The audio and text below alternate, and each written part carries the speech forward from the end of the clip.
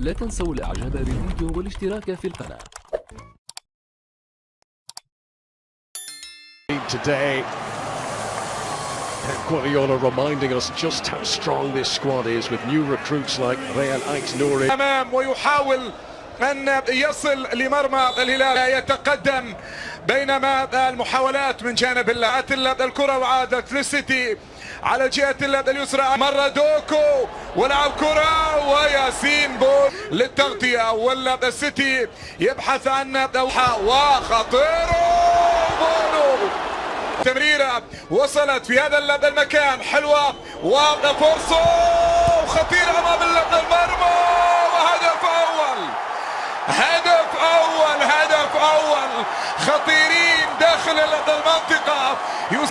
كانت في المواسم الماضية لم يكن يمرر كرة لبرناردو سيلفا أو آيت لم تمر عند ليوناردو، لكن وصلت لمحاولة نوري ودوكو خطيرين. ضربة زاوية تلعب وخطير بونو. الكرة تغطية موجودة عليه وتمركز وسط الملعب عند رايندرز ثم لنوري.